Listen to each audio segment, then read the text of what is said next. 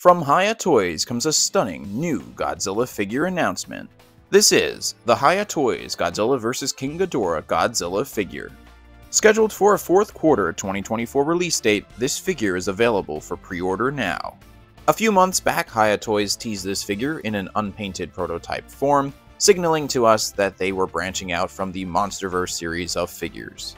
Over the last year and change with their series of MonsterVerse figures, Hiya Toys has really made a name for themselves among collectors because of their affordability and the level of detail, as well as the size of these figures, and it looks like this Godzilla 1991 figure is absolutely keeping in line with that trend.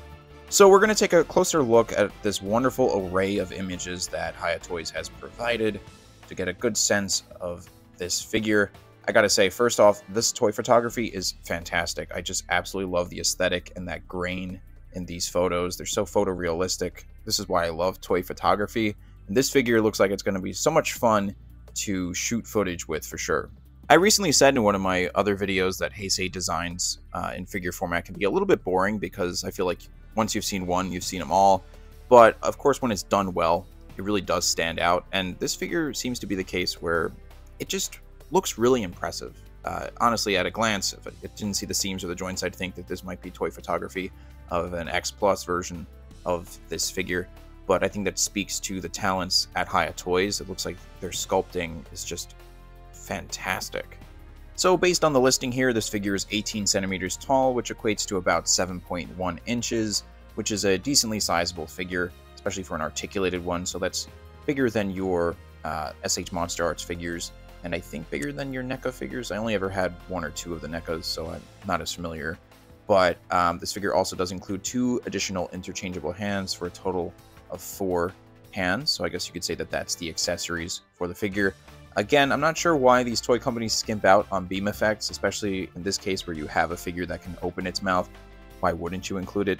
But I'm willing to let this one slide with this particular figure just because how impressive it looks, and for the reasonable price point of approximately $50. So for anyone who's familiar with the previous Hiya Toys Godzilla figure releases, they are pretty articulated, not as articulated as Monster Arts figures, but for the size and the price point, they are one of the more articulated series of figures. Out of these series of photos, one thing that seems to stand out to me is that tail. That tail articulation looks so smooth. I love the way that it just kind of curves up and hangs in the distance behind Godzilla. Again, at a glance, these photos almost look like images from the movie. And when you look at a couple of these photos side by side, you can see that the tail, again, does seem to have a good range of motion because you have those shots of it hanging and curving out in the distance, as well as this particular shot here where the tail is just flat on the ground, kind of curving. One of the most challenging aspects for toy makers in general, whether it be articulated figures or statues, is getting these Godzilla head sculpts or portraits correct.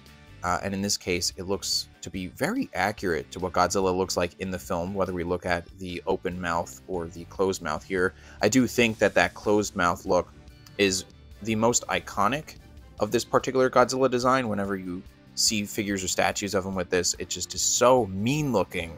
And based on these images, it looks like this figure does have a hinged jaw, so it won't be an alternate head sculpt, but just one where you're able to articulate it for maximum range of motion. You could see that the neck also looks like it can provide a decent range of motion as well to look up and down and side to side. So I'm excited to really get a sense of that once we finally get these figures in hand. Out of these series of photos, I think that this one in particular is my favorite. I particularly love a closed mouth look with this particular Godzilla design. It has, I think, one of the more leaner and meaner looking features of the entire Heisei era. He just looks so angry, and they really captured it so well in this figure, which is why I'm so impressed with it. And let's just take a moment to appreciate some of these photos here. Again, they really capture a sense of life with this figure. The articulation, of course, helps sell that because you could put Godzilla in different positions, but it's not just the fact that you can articulate the figure, but really the eyes on this one here sell that angry look. Whether the mouth is closed or open, he looks like he is ready to attack. And these additional hands will also help to sell the varying expressions of Godzilla. So you have some more grabby looking ones and I guess some more neutral hands. It'd be cool to kind of interchange one to be open, one to be more closed. So you could, you do have options and some variety with the way that you can display him.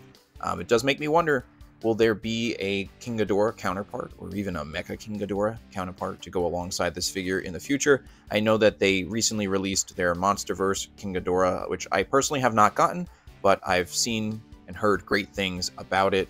So if they did a Ghidorah to go along with this figure, I'm sure it would look stunning.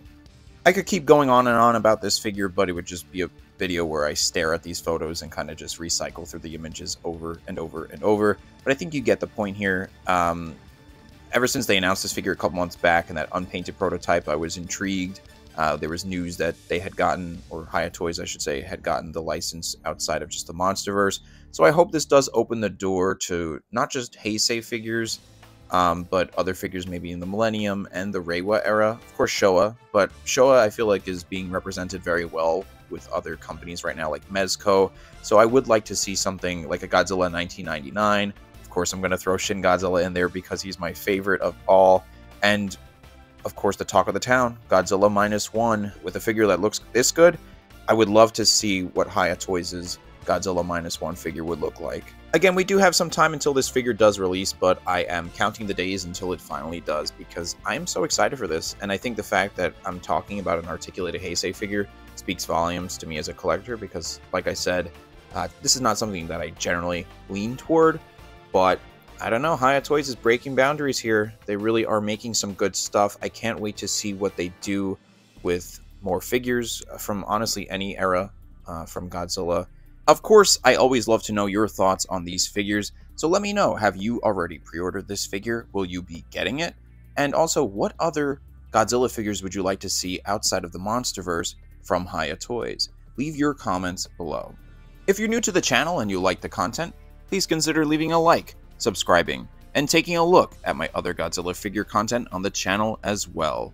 Lastly, thank you so much for watching, and have a good one.